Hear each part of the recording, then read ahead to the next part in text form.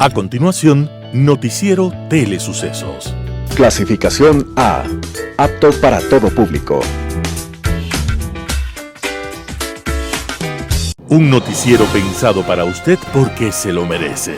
Nos acercamos a la realidad desde diferentes perspectivas. Noticiero Telesucesos. Primera parte del Noticiero Telesucesos con las noticias más importantes del día.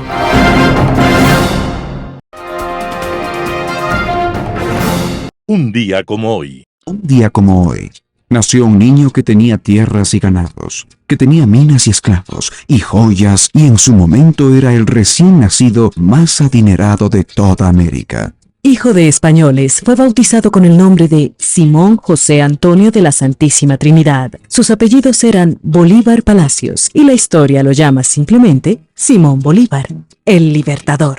Simón Bolívar, Simón. Desde muy niño quedó huérfano de padre y madre, y su educación estuvo a cargo de su abuelo y su tío, y también de una esclava negra llamada Hipólita. Más tarde, fue educado por el brillante caraqueño don Simón Rodríguez, y ya muy joven, la historia fue testigo de sus primeros actos insurreccionales contra el dominio español. De ahí en adelante, Bolívar se convierte en el más grande personaje en la lucha de los pueblos por su libertad. Bolívar recorrió a pie y a caballo 123.000 kilómetros, más que lo que hicieron Colón y Vasco da Gama juntos. 123.000 kilómetros por valles, ríos, desiertos, selvas y montañas. Suficiente distancia para dar 3 veces la vuelta al planeta Tierra.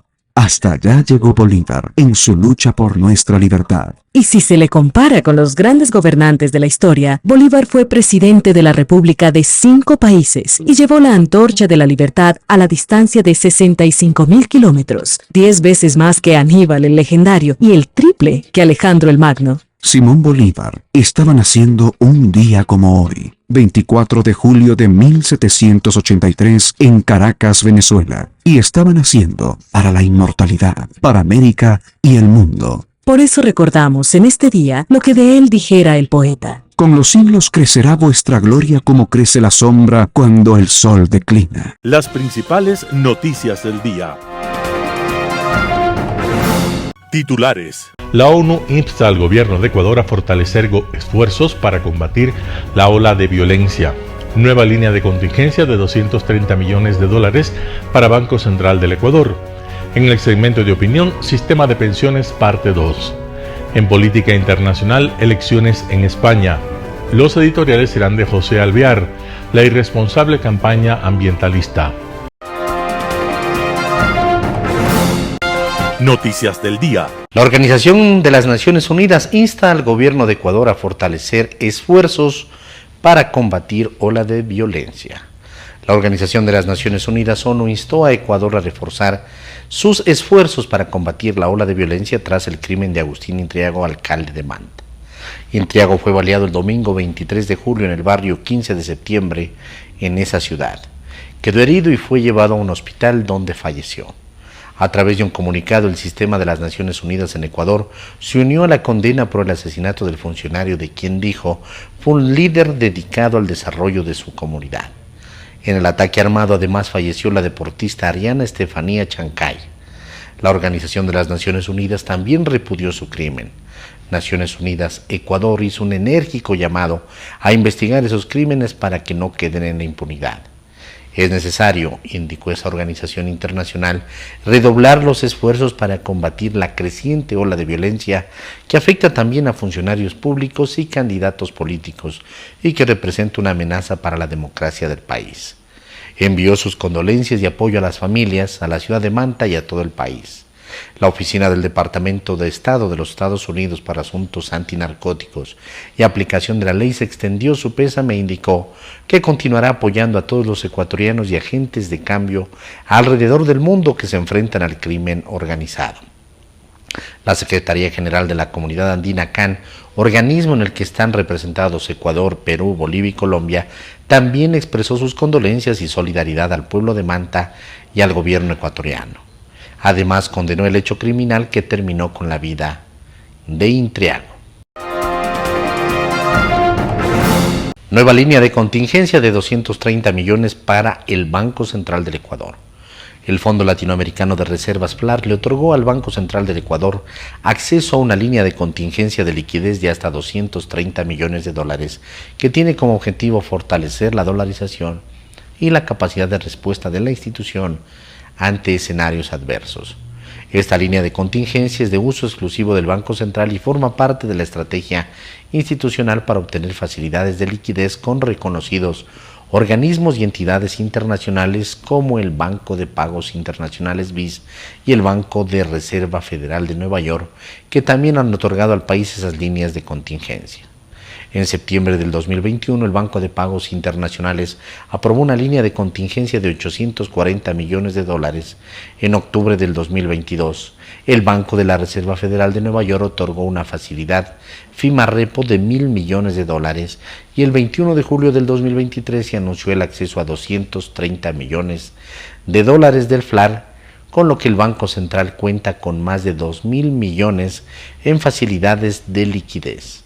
La institución destaca que alcanza un importante objetivo y considera que esto refleja la confianza de organismos y entidades internacionales en el fortalecimiento institucional y la sostenibilidad de la dolarización, indica en un comunicado. El Banco Central también hace referencia a que según el Código Orgánico de Planificación y Finanzas Públicas, este tipo de facilidades no constituye endeudamiento público. Entrevista del día.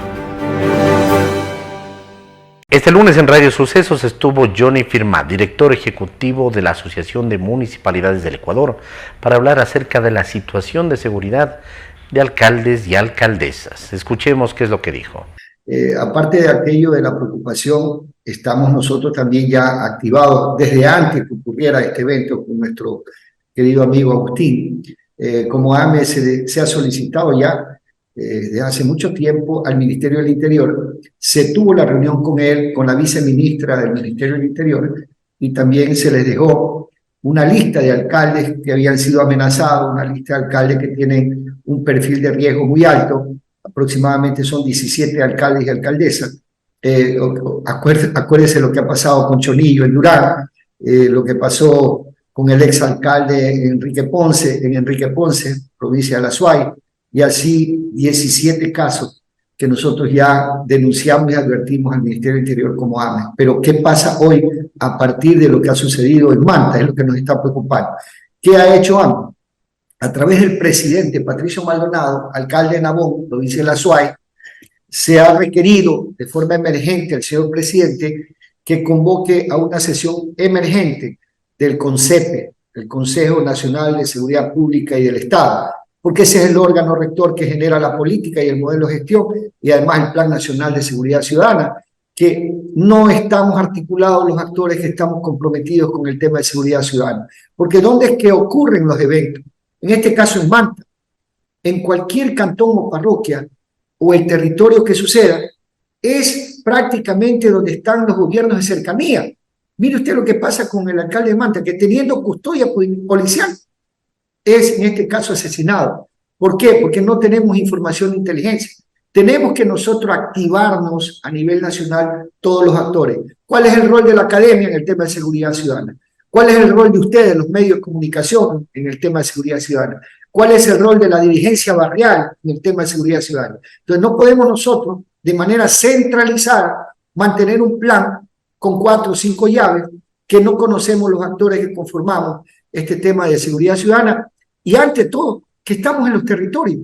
Cada cantón tiene un Consejo Cantonal de Seguridad Ciudadana que levanta la información de su jurisdicción cantonal y tiene un plan de seguridad cantonal, pero el plan de seguridad cantonal tiene que ser articulado con el plan nacional, y eso es lo que le estamos pidiendo al presidente hoy, que active al CONCEPE para que nosotros como municipios, juntas parroquiales, municipios amazónicos, CONAGOPAR y el CONGOPE de los consejos provinciales, podamos tener una reunión ampliada con todos y cada uno de los actores que conforman el Consejo Nacional de Seguridad Pública y del Estado. Ahora, ¿qué más se puede hacer? Porque Agustín Entriado tenía un dispositivo policial, y pese a eso, lo avesado de los delincuentes, la estructura de logística que tienen también, rebasa a los organismos de seguridad del Estado. Milton, nosotros, quien le habla fue exalcalde de Simón Bolívar por 3 ocasiones. Hoy está la señorita María Fernanda Vargas, y de alcaldesa en Simón Bolívar. Nosotros activamos el Consejo Cantonal de Seguridad Ciudadana.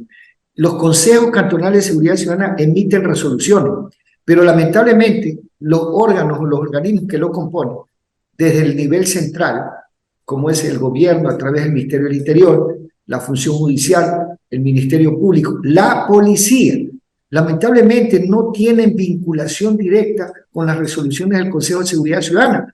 ¿Por qué razón? Porque ellos se deben a una jerarquía paralela. Por eso es que urgente, de forma emergente, el señor presidente debe acoger el requerimiento que ha hecho el presidente AME para que en el seno del CONCEPE nosotros podamos definir el rol que tiene cada uno de los actores en el tema de seguridad ciudadana. En Radio Sucesos también estuvo Mario Pazmiño, analista internacional de seguridad y defensa, y habló acerca de la situación de la seguridad que está viviendo el país. Veamos la nota.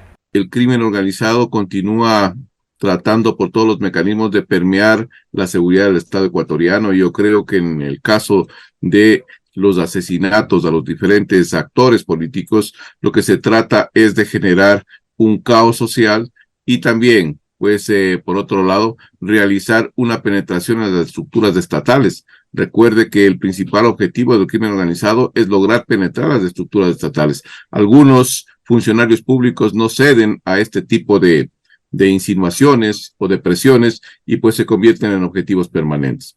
De lo que yo he sabido, el alcalde pues venía realizando una obra bastante interesante, transformando ciertas partes de la ciudad de Manta en espacios públicos mucho más aceptables, con el propósito de ir reduciendo las condiciones de inseguridad que tenía Manta. Y me parece que era el camino adecuado. Sin embargo, pues eso choca con los intereses de organizaciones delictivas que no piensan de la misma manera. Y esto pues ha venido deteriorándose. Como usted bien lo resaltaba inicialmente, no es uno, son varios atentados. Días atrás pues asesinaron en Quinindé a un candidato que estaba para terciar para la alcaldía de Quinindé también. Entonces esta situación es permanente en donde hay o existen pues luchas por alcanzar un poder en ciertos espacios territoriales. Esto es bastante complejo, Mario, y se repite en cada proceso electoral, lo cual llama mucho la atención porque el Estado no ha podido controlar esta situación.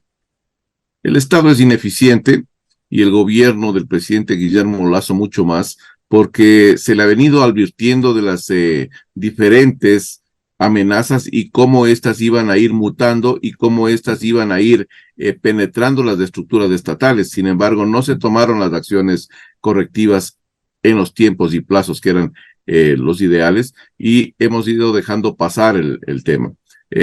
Lamentablemente, ese tipo de ineficiencia gubernamental ha degenerado en que el Estado esté camino a ser un Estado fallido. El Estado es considerado, el Ecuador es considerado uno de los países más violentos de América Latina. Aquí están 2 de las principales ciudades más violentas del mundo. Somos el segundo país o la segunda plataforma más importante de salida de droga de la cuenca del Pacífico. Estamos ubicados en el 3er lugar en América Latina en los niveles de violencia con 29.6%. por cada muertos por cada 100,000 habitantes, a un paso de sobrepasar ya a Colombia y acercarnos hacia lo que es Venezuela, pero ya sobrepasamos a lo que es México. Entonces, ese es el punto de una realidad ecuatoriana y ese es el punto de un gobierno en el cual deja mucho que desear la ineficiencia operativa que ha tenido en materia de seguridad. David Almeida, experto en temas petroleros, estuvo en Radio Sucesos para hablar acerca de las pérdidas económicas si gana el sí en la consulta sobre el Yasuní. Veamos la nota. Se dice la explotación petrolera hace daño. En realidad el área de afectación es de 80 hectáreas, de un total de un millón de hectáreas que tiene el parque. Para que la ciudadanía nos entienda, el área del parque es similar al área de la provincia de Pichincha y el área de intervención petrolera es cerca del tamaño del Parque La Carolina. Esa es más o menos la dimensión y la relación física que tenemos. Pero además, lo que generalmente ocurre cuando se abandona un bloque petrolero es que como ya no se ejerce control del territorio por parte de la empresa y como se deja a las comunidades sin el desarrollo económico que vienen teniendo en este momento, esa necesidad económica viene a ser reemplazada por actividades ilegales. Y necesariamente porque no hay presencia del Estado, es decir, no hay más que puedan hacer. A nosotros nos han dicho, no, con el ecoturismo pueden reemplazar. No es cierto, ¿sí? A mí me gusta hacer ecoturismo. Hace unas 2 semanas estuve visitando el oriente ecuatoriano precisamente, con una familia de 10 personas, no dejamos el equivalente ni de 4 barriles a la gente que está trabajando ahí, y eso que fuimos bastante gente. Es decir, no se puede reemplazar 55,000 barriles de petróleo por día con ecoturismo, ni tampoco el desarrollo económico de la comunidad. ¿Qué es lo que van a tener que hacer y lo que generalmente ha ocurrido en otras partes? Tenemos ya el ejemplo de lo que sucede en Vinita, al norte del Parque Nacional Cuyabeno. Es que entra sobre todo actividades como la tala ilegal de árboles y la caza furtiva. Y finalmente la afectación que se tiene al medio ambiente, ahí sí descontrolada, es mucho más grande de lo que se manifiesta en este momento. Y más allá de eso, inclusive, se nos ha dicho muchas mentiras en esta campaña.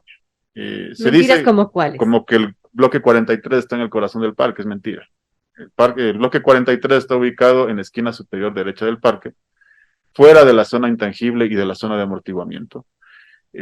Para que la ciudadanía haga una relación, la zona de intangible y de amortiguamiento suman un total de 800,000 hectáreas del total del 1.000.000 de hectáreas, es decir, es el 80% del parque que no se puede topar por ley. El bloque 43 está en la mitad del bloque, la mitad del bloque apenas ocupa una parte del parque y la operación se ha hecho fuera de la zona inclusive de amortiguamiento.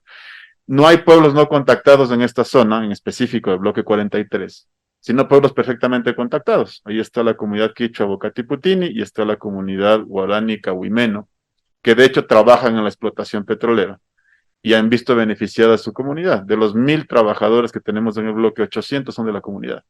Entonces, esa afectación, dejarles sin empleo a esa gente, es justamente lo que va a permitir la entrada de actividades ilegales y afectar al medio ambiente, y de esto no hay respuestas de parte de los proponentes.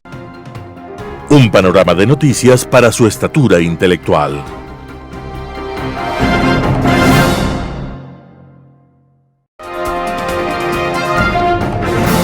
Opinión.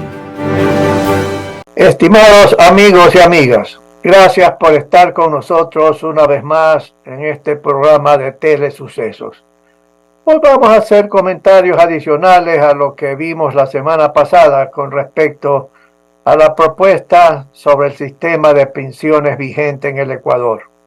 El primer punto básico, que los afiliados, que los empresarios, que el gobierno, que los ecuatorianos en general, que los líderes políticos deben tener presente y estar de acuerdo en que el sistema actual vigente, que se llama de reparto, es insostenible financieramente y que hay que hacer reformas, porque lo contrario, las reservas líquidas del Seguro Social ecuatoriano en el sistema de pensiones se acabarán en poco tiempo, tal vez 3 años, alguna gente cree que será 4 años, los expertos, pero en todo caso, sencillamente, habrá una explosión financiera total y absoluta si no hay reformas al sistema.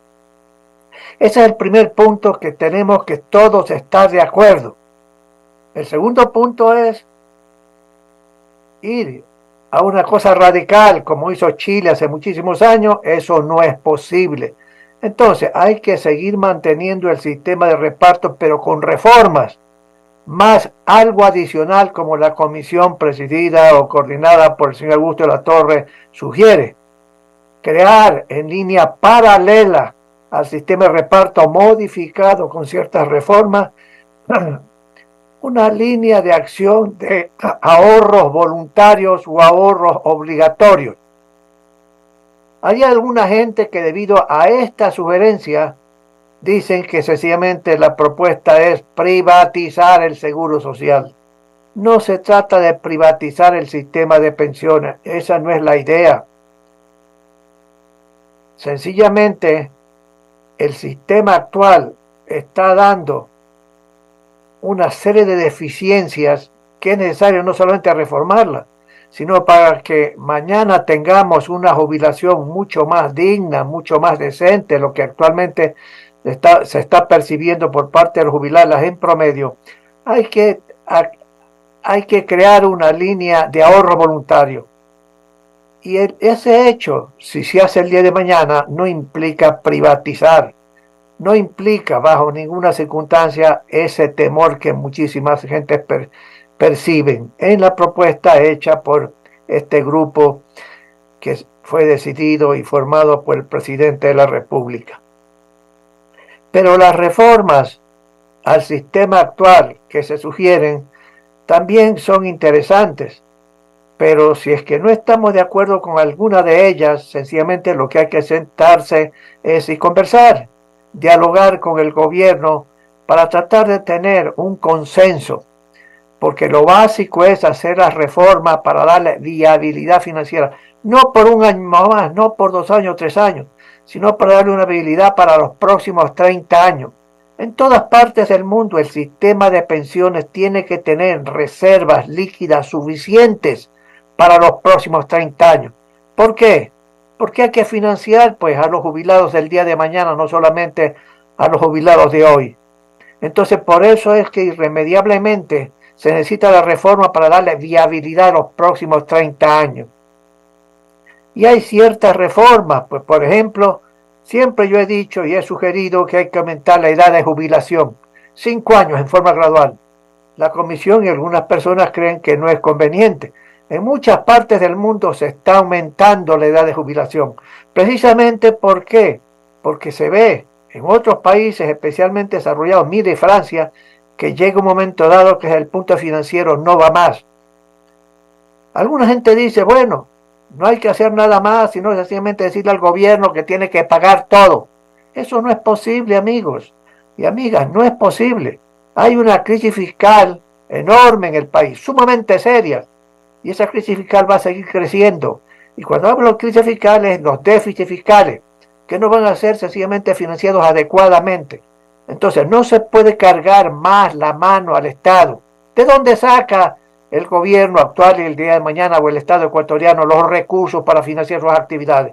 De los impuestos, pues, amigos. Entonces, si el día de mañana alguien dice, no hagamos esto, no hago lo otro, sencillamente para que sobrevive el sistema de reparto, hay que aumentar los impuestos, pues.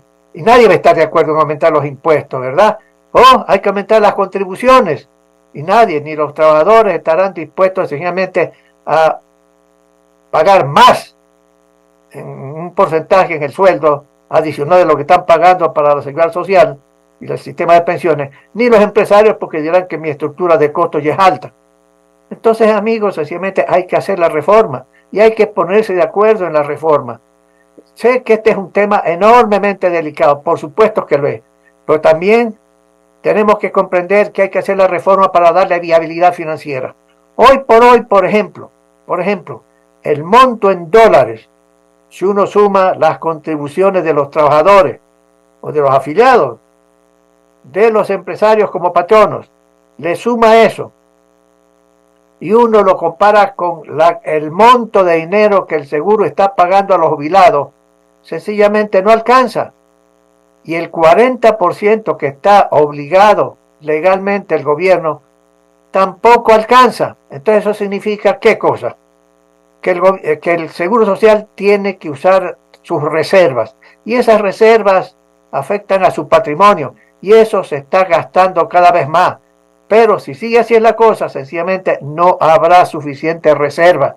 Y entonces el día de mañana, como ya dijimos la semana pasada, el seguro dirá, señores jubilados, no tengo plata, lo siento, me atraso en el pago en 2 meses, 3 meses, 4 meses, 5 meses, o no le voy a pagar solamente el 50% porque no se me acababa la liquidez.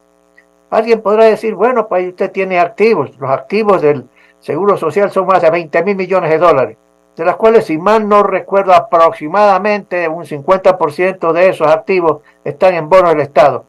Y los bonos no son un activo líquido, están contabilizados en los registros contables del Seguro Social al valor nominal. ¿Eso qué significa? Que si tengo un papelito, un bono de $1.000 que dice el papelito 1.000, está contabilizado los 1.000.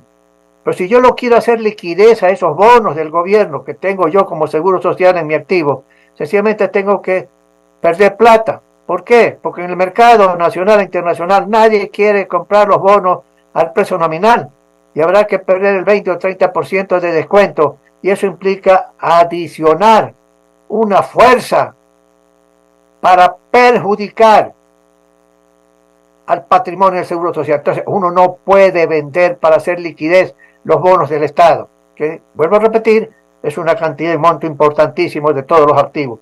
Pero también tenemos los préstamos hipotecarios, que no son pues a 3 meses, a 6 meses, los préstamos hipotecarios son de varios años.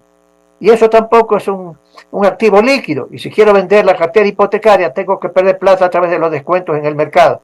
Y eso implica también afectar al patrimonio de la entidad. Y eso tampoco es conveniente. Entonces, el término de las reservas líquidas que tiene el Seguro Social para seguir financiando las diferencias, los déficits que hay de lo que me he permitido indicar, cada vez se van reduciendo. Vuelvo a repetir que llega un momento dado que no duran sino 3 años. Y luego el seguro, quien esté en el seguro en 3 años se siempre dirá, pues lo siento, jubilado, no puedo pagar y punto. De tal manera, mi amigo, que hay que ser realistas. La comisión ha puesto, digamos, sugiere, mejor dicho, de que ese 40% del gobierno ecuatoriano hacia el sistema de pensiones tenga un límite máximo, 3% del Producto Interno Bruto. Si hoy el Producto Interno Bruto está aproximadamente en 120.000 millones de dólares, ese 3%, si progresara esa cifra, sería 3.600 millones de dólares. Y hoy por hoy el gobierno está pagando algo así, un poco más de 2.000 millones. Hay espacio suficiente para que el día de mañana pueda seguirse financiando con ese 40%, pero eso no es suficiente. Vuelvo a repetir, amigos, escúchenme bien todos, se requiere reformas al sistema. No puede seguir el sistema de reparto con las características actuales. No es viable financieramente. Y no queremos una explosión financiera del Seguro Social en los próximos 2 o 3 años. No queremos. Tenemos que actuar a tiempo y que tenemos que estar de acuerdo las varias fuerzas productivas, trabajadores, jubilados, políticos de derecha y de izquierda, en que es necesario sencillamente no debilitar más al sistema como se hizo en el gobierno del señor Correa, que dijo el 40% no lo pago, y no lo pago durante 3 años y medio, que luego la Corte Constitucional dijo esto es inconstitucional. Y esa es una deuda del gobierno hacia el Seguro Social ecuatoriano. Amigos y amigos, gracias por estar con nosotros, pero era necesario hacer un comentario adicional sobre un tema tan importante para el futuro del Ecuador, de los jubilados y de los afiliados y trabajadores del Ecuador. Gracias. Nos veremos la próxima semana. Global Hoy con Alan Carney. Elecciones en España. Para variar, las encuestas previas a las elecciones parlamentarias en España, que se celebraron el domingo 23, fallaron por mucho en relación a los resultados, pues anunciaban una casi segura victoria amplia del PP, que le haría factible junto a Vox formar gobierno al superar la barrera de los 176 escaños en el Parlamento español.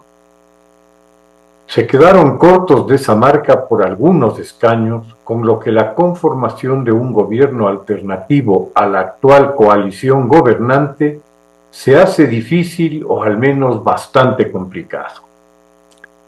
La arriesgada apuesta de Pedro Sánchez, que hace un mes sufriera una severa derrota en las elecciones municipales, adelantando las elecciones generales, algo que para muchos fue visto casi como un suicidio político, le salió muy bien, al punto que el Partido Socialista Obrero Español se ubicó con 10 parlamentarios por arriba de lo que esas mismas encuestas le asignaban. Entre el PSOE y Sumar, el heredero del desprestigiado Podemos de Iglesias y Montero, muy bien dirigido por Yolanda Díaz, alcanzan 156 escaños a 13 de sus contendores sin que ninguno logre la mayoría absoluta. Los 28 votos faltantes se encuentran distribuidos entre una serie de partidos regionales que adquieren una gran importancia e inusitado poder de negociación a la hora de formar una mayoría viable para cualquiera de los partidos con más votación. El rey deberá, según la Constitución, llamar a la primera mayoría a conformar gobierno y si no lo consigue, a la segunda. Dados los orígenes de esos 28 votos, es poco probable que el PP logre alcanzar los que le faltan para ser mayoría, pues casi todos son partidos de izquierda que han sido parte de la actual coalición gobernante. Para el PP, los pésimos resultados en Cataluña han sido decisivos para no tener suficientes apoyos y poder formar gobierno. Las discrepancias de Junts con Pedro Sánchez los convertirán en el fiel de la balanza, dándoles un gran poder de negociación, pues sus 7 votos igualmente darían mayoría al PP. Como es habitual, señalar los errores que se han cometido por parte de los favoritos es la actividad preferida de los analistas, pues ya con el post-mortem resulta fácil señalarlas y atribuirlas.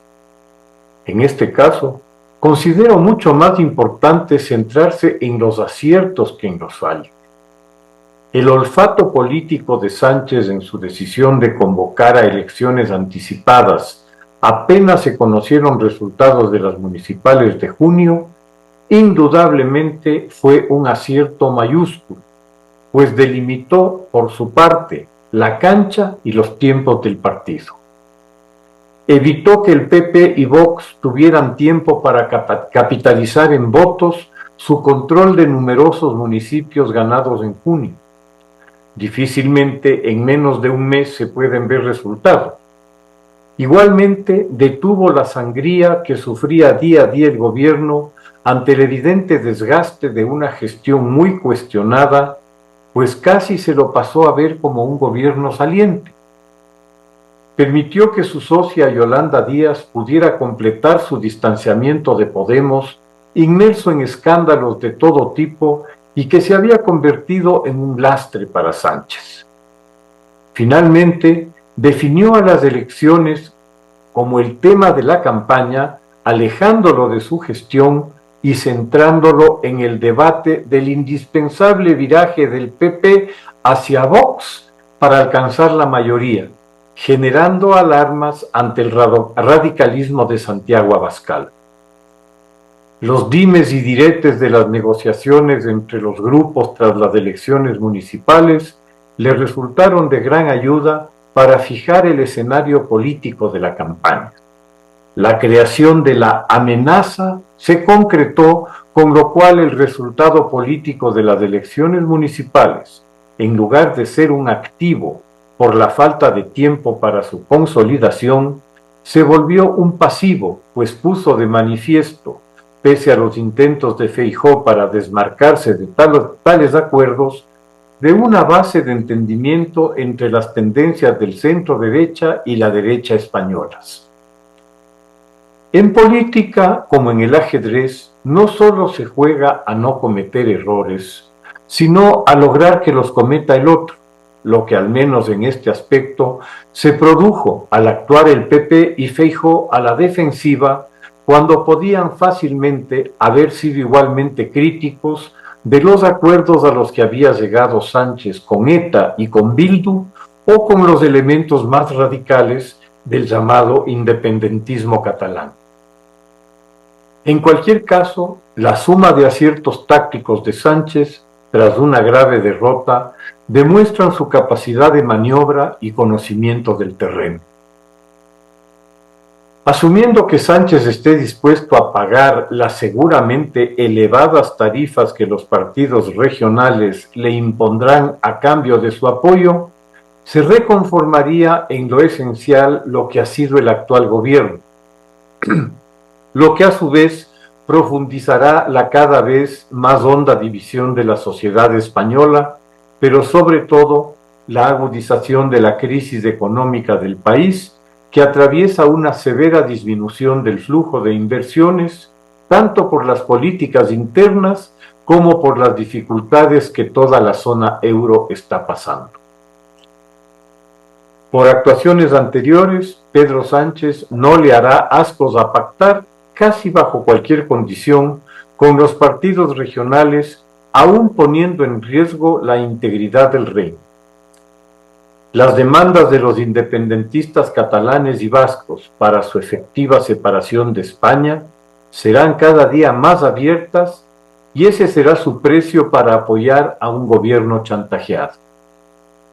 ¿Hasta qué punto llegará la ambición de poder de Sánchez? Es una pregunta de difícil respuesta, pero todos los indicios previos, particularmente el cómo ha actuado liberando a terroristas y asesinos de ETA para conservar apoyos de Bildu, el brazo político de ETA, darían para pensar que no le preocuparía mucho el convertirse en el sepulturero de España, al menos como se la ha conocido y la hemos entendido durante los últimos 500 años.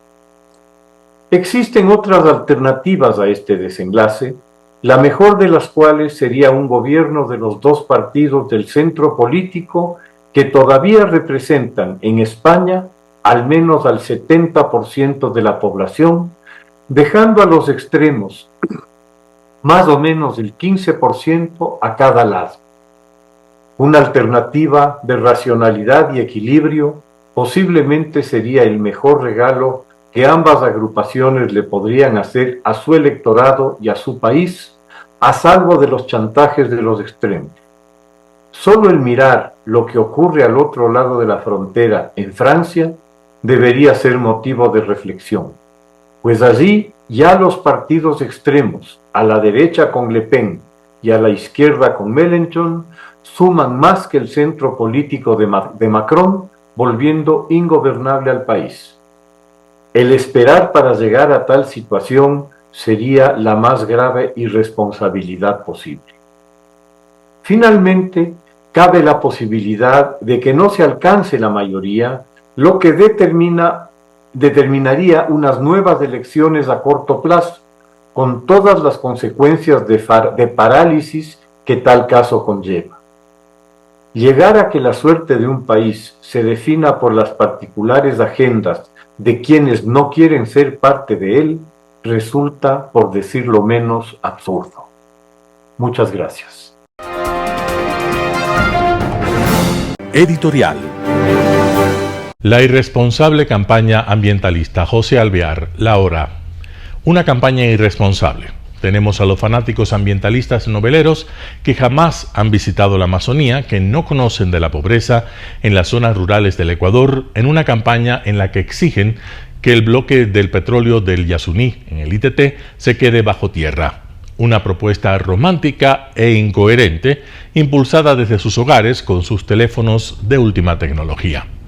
El activismo detrás de la comodidad de sus oficinas, sin entender que no hay nada de romántico en la pobreza de nuestro país, la desnutrición de nuestros niños y el desempleo que generaría la propuesta que con ahínco impulsan.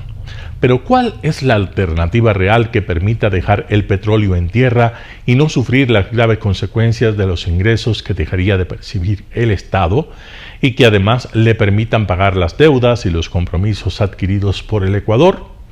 Es simple, no la tienen. Lo que se viene en caso de que esta propuesta absurda pase es aterrador. El panorama para nuestro país resultaría desolador. El problema es que tenemos a estos ambientalistas que se oponen a la exportación responsable sin medir consecuencias reales y solo buscan protagonismo y joder la vida porque sí, ya que es el deporte nacional. Por encima de los pajaritos, los arbolitos y los reptiles están las familias ecuatorianas. Necesitamos generar más plazas de empleo. Necesitamos alternativas para generar ingresos y enfrentar la precaria situación económica. El país no puede darse el lujo de perseguir la romántica idea de no explotar sus recursos, pues es urgente salir del bache en el que estamos y avanzar hacia el desarrollo. Para que los noveleros lo entiendan, la deuda externa del Ecuador está en los 62.231 millones de dólares. Según el último dato publicado por el Ministerio de Finanzas, le debemos al Fondo Monetario Internacional, al Banco Mundial, al BID, a la CAF, entre otros. En el ITT tenemos reservas por unos 870 millones de barriles de petróleo, que equivalen a 19.500 millones de dólares. En caso de ganar el sí en la consulta, tendremos que olvidarnos de esos recursos, lo que nos generará nuevos baches e insostenibilidad fiscal. Hablemos también de los costos por abandono del campo, algo que también se les está olvidando.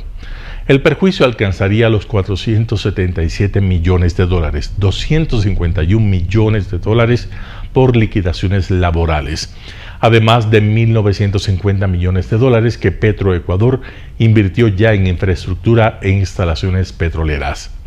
La única alternativa para evitar este desolador panorama de destrucción de empleos e incremento de la pobreza es la explotación responsable del petróleo y de otros recursos como la minería, o empezar a explotar el gas natural como una nueva fuente de energía limpia, menos contaminante y menos costosa para el país. Tengamos claro que apoyar la descabellada idea de mantener el petróleo bajo tierra traerá consecuencias, ya que los tres ingresos fuertes del Estado ecuatoriano provienen del petróleo, la minería y los impuestos. Si la postura de no explotar el petróleo se impone en el Ecuador, el gobierno de turno se verá obligado a cargarnos con más impuestos en su intento desesperado por obtener recursos, porque de alguna forma debe financiarse y llegar al presupuesto para mantener y cubrir gastos y deudas adquiridas. Así de fácil. No creamos en pajaritos preñados, porque no existen. Menos Estado, más libertad. José Alvear, La Hora. Noticias internacionales. En Rumanía, las altas temperaturas tiñen de rosa un lago. El Techirghiol, un lago de agua salada cerca de la ciudad costera de Constanza, en Rumanía, se ha teñido de rosa. Esta coloración especial es causada por microorganismos de pigmento rojo, bacterias y algas que se multiplican con el aumento de la salinidad y las altas temperaturas. Los expertos aseguran que no es peligroso y que de hecho ayuda a aumentar la calidad del lodo del lago, muy visitado por los turistas durante esta época del año. Ceva fantastic. N-am mai văzut niciodată așa. Și nu am mai văzut. Presupun că de la Alged. Foarte frumos, unic. Am mai fost, dar roz nu l-am văzut. Cum vi se pare, doamnă, culoarea?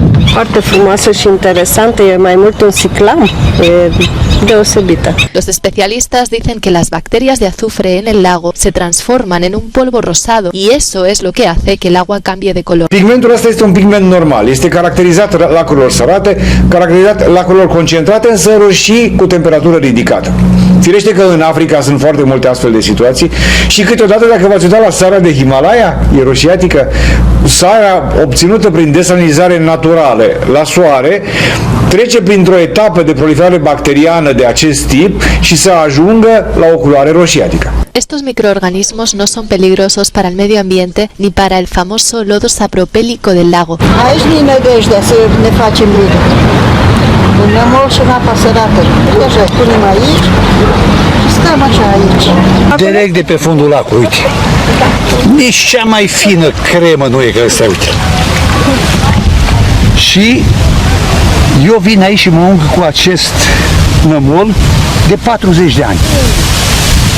Și acum 40 de ani când am venit așa ca semnul întrebării, îndoit într-o parte. Este popular lago en Rumanía experimentó otra situación inusual el año pasado, cuando tras una larga sequía se secó a unos 50 metros de sus orillas.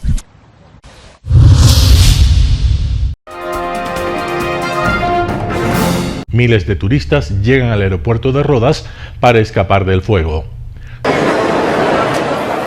Miles de turistas han llegado al aeropuerto internacional de Rodas con la esperanza de salir de la isla griega, donde los bomberos han contabilizado más de 46 nuevos focos de incendios forestales en las últimas 24 horas. Algunos han tenido que pasar la noche allí, durmiendo en el suelo del aeropuerto. Según las autoridades, más de 19.000 personas han tenido que huir de los incendios en el popular destino turístico. They brought us to the airport, they got us food and drinks yesterday, really taking care of us. The little kids were afraid, you know, it was chaos and you see the fire and the smoke, and it was very terrifying for all of us. Otros se vieron obligados a abandonar sus hoteles a toda prisa, pero no están seguros de cuál es la siguiente etapa de la evacuación. I looked up at the ridge up at Lardos, and I saw flames.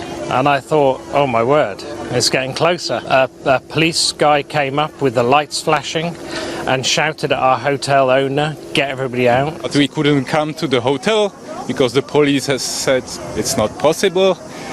Yeah, but anyway, we managed somehow to get there to pack our luggage and wait on the beach until someone comes.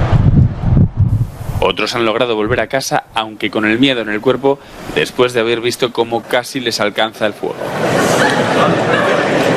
Wir haben nur das Wichtigste genommen, unser ganzes Hotel ist abgebrannt, also wir sind einfach nur mehr froh, dass wir heimkommen.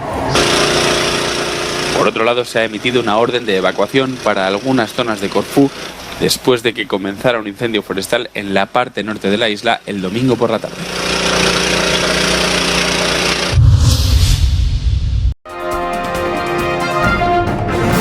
Joe Biden anuncia acuerdos con compañías tecnológicas para inteligencia artificial.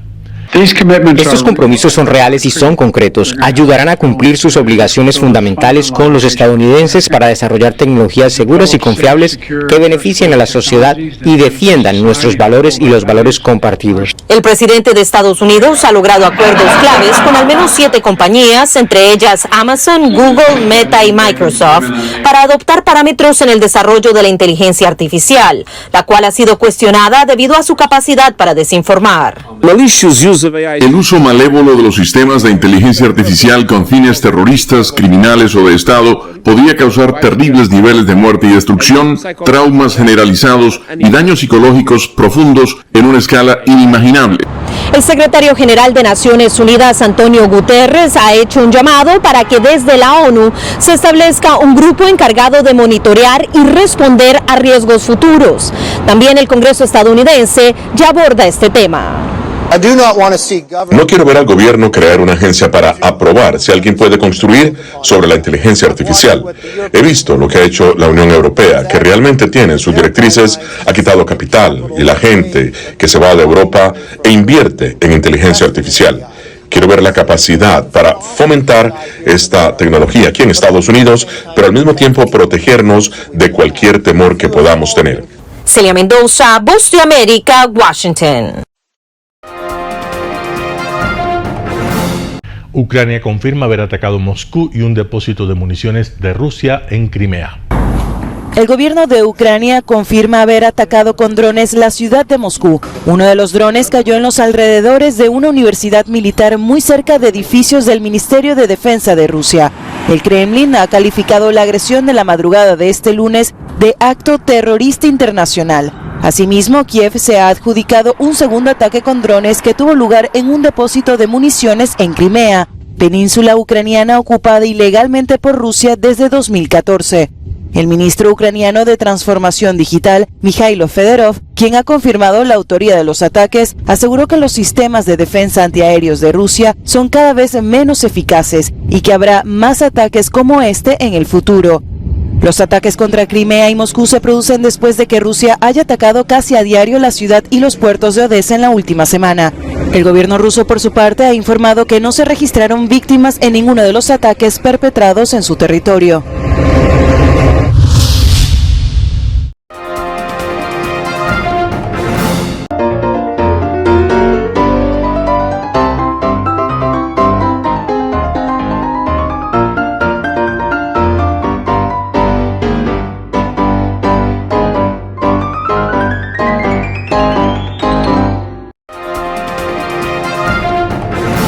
El término arena dejó tiempo atrás de ser sinónimo de muerte. Hoy es un espacio de vida, de desarrollo de una de las actividades básicas del comportamiento humano, el deporte, que quizá, como ninguna, moviliza sentimientos y emociones, elimina como principio la violencia, intereses personales, trampas, desunión e intrigas. El deporte, con sus valores, solo deberá entregar mensajes de bien para mejorar las actuales estructuras sociales y políticas en deterioro en las que vive nuestro país. Hoy entregamos a nuestra audiencia de la ciudad de Quito deportes y en especial a la parroquia de Calderón, uno de los sectores populares de mayor desarrollo de la ciudad, con una población estimada en 1 millón de habitantes que están en contacto diario con el canal 29 UHF, presente con sus instalaciones deportivas en Llano Grande, su centro de gravedad.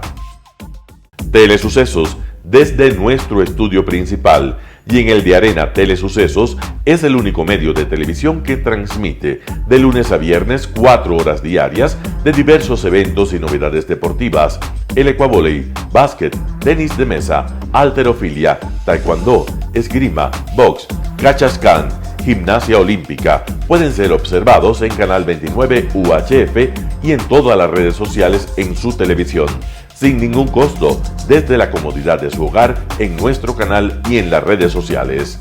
Arena Telesucesos es el escenario en donde el deporte tiene vida. Nuestros invitados y jugadores están en la cancha junto a usted y como nunca antes en la pantalla de su televisor, acercándole a un espectáculo inolvidable de luz, color y fiesta. Por fin usted encuentra el deporte que practica y que nunca es transmitido ni considerado por otros medios de comunicación con la importancia que nosotros le damos.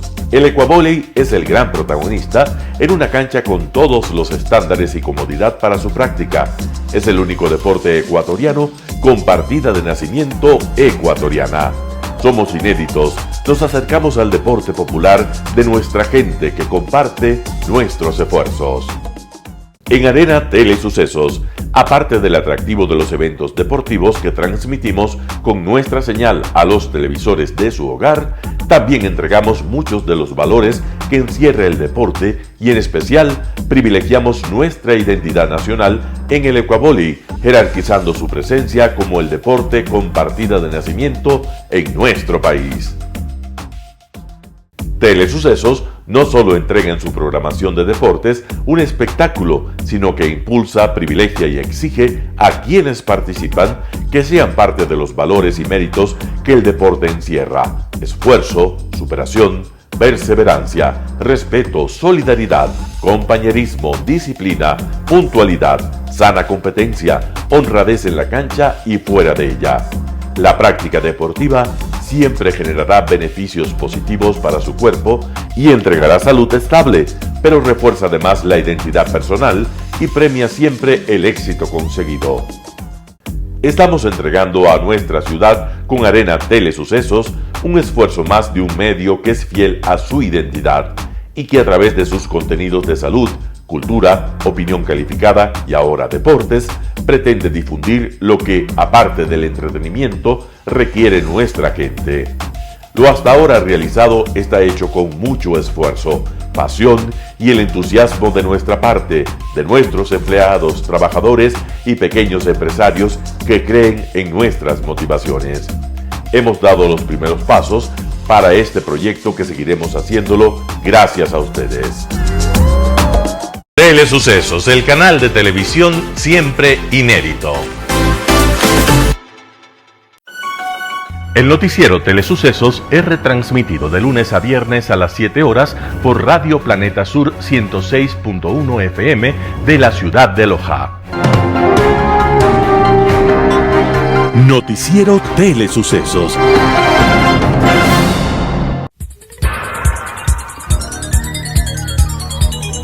Las opiniones vertidas en este espacio por la producción y dirección del programa son de exclusiva responsabilidad de sus autores y de quienes intervienen en ellos.